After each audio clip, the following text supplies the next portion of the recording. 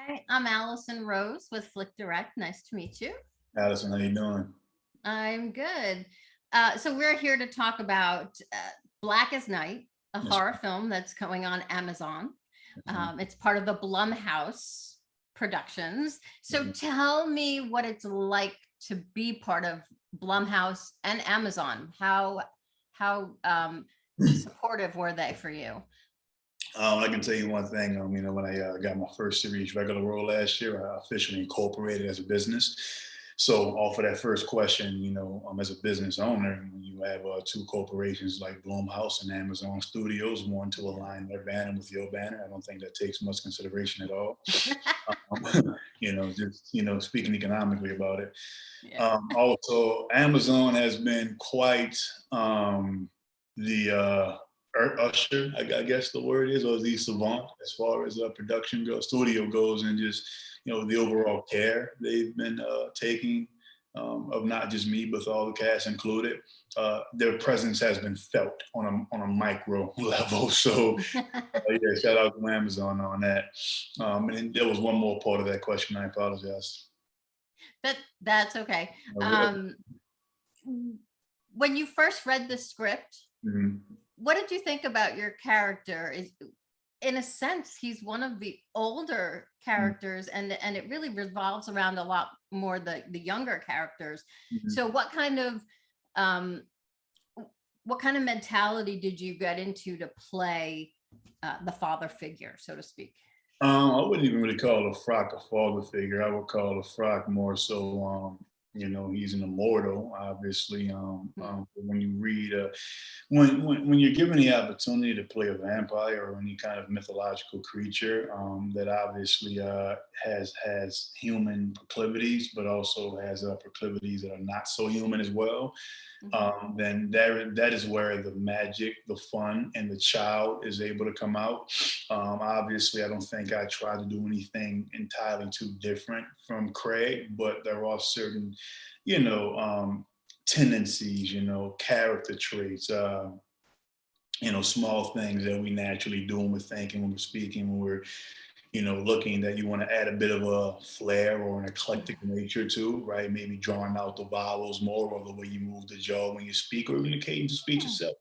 Also trying to figure out, okay, just how long has this person been alive? What Yeah. choice, what path of life, does he and did he choose ultimately to stay on?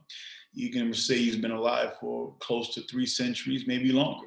Yeah. But yet and still here he is in New Orleans. For what reason? There's a draw, there's a gravity, there's something very magnanimous, or there's maybe there is a necessity he finds in the city. So obviously, me being from New Orleans, that just gave me comfort, well, not comfort, but a very identifiable space to move in.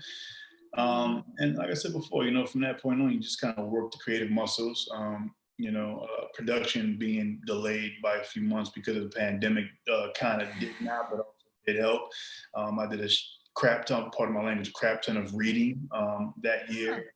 Watched a lot of TV shows. I was able to aggrandize the archives of my, creative palette just from, new artists I have heard of. I'm sorry, artists I have heard of and artists I haven't heard of before. Okay. And being able to take their influences and throw that into my well. You know what I mean? Hmm.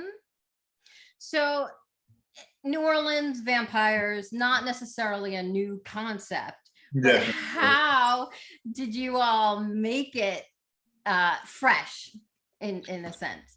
I can only speak from a role player standpoint, right? I Hmm. was only on set for one day, and I guess I would assume that the perspective or the conception of the collective that I had was the same conception that everyone else had, and that was that there is no one, two, or no metric on how to make something fresh. It's all about just it's not reinventing the wheel. It's just making sure it's taken care of. You know what I mean? Just doing the maintenance on it, right? So Yeah. from that point on, I would not be the first guy to play a vampire in a film. No. So, beating yourself upside the head trying to figure out, how can I make this different? Well, it's not Mm. making it different. You yourself are already different because you're unique to who you are. No one's experienced your presence, your persona, your gravity, your, aptitudes and so on and so forth. So it's identifying who you are. And on the topic of, I guess the cast has to also ask themselves who they are. Marty, as a director, has to ask herself, who is she? What is my vision? What is it I want from this collective portrait? And then from that point on, yeah, the word fresh and unique is very cliche, but I would just say that ultimately it's new. No, it's not new. It's just it's individual. It's individual. I like that. You know what I mean? So Yeah. understanding that role player, progression. So talk to me a little bit about this cast, because they are a little younger. I know you weren't on set the whole time, but what did you feel? What impressed you about them? The fact that they are younger, and how did that play into your scene? Yeah, so Chris, played by Mason Buchamp. I've known Mason for going on, I want to say 3 or 4 years already. We used to go to the same acting academy out in Metairie, Louisiana, for a few years. So we're both, from New Orleans. I've known Mason well before we shot this. So, my scenes were more personally with Asjha or Shawna, played by Asjha Cooper. And as far as me and Asjha go, we just kind of immediately hit it off. She was comfortable obviously on set because okay, cool, she's been there a time before I have. I'm the new face on the block, so obviously there's like this, okay, there are the jitters and nervousness you get hit with. Are people gonna like me? All those same elementary school yard feelings, right? Even as an adult, they are still very much there. So when you walk on set around all these new faces, it's just human, right? You kind of go into the fight or flight response. Okay, cool, these are all, alien stimuli. But ultimately it's like, you find familiarity. Me and Asjha, I think we're very similar in that regard. Even before we got on set, even before we got into character, we just were able to sit down, introduce ourselves and, the video village, and just, we fell in the conversation, about nothing, not even about the script, not even about the location, not even about the character. We just, started talking.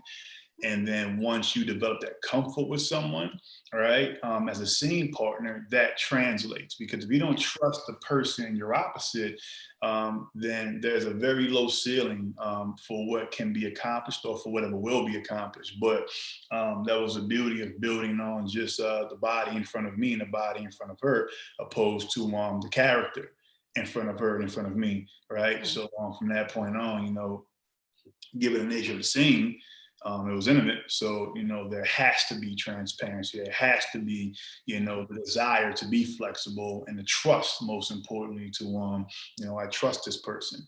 So, yeah, Asjha, she's a superstar, man. And I think that she's receiving, you've seen all the dividends she's getting right now. So that's not coincidence. That's not happenstance. That's definitely by design. Yeah, absolutely. What one last thing do you want to tell us about Blackest Night, about Amazon Studios? It's coming October 1st. Yeah, you got it. Yes, ma'am. Yeah. All right. So just give us a quick wrap up. Do you like vampires? Do you hate vampires? Do you think they exist at all? I love vampires as far as them existing. The child in me says yes. The adult in me says maybe.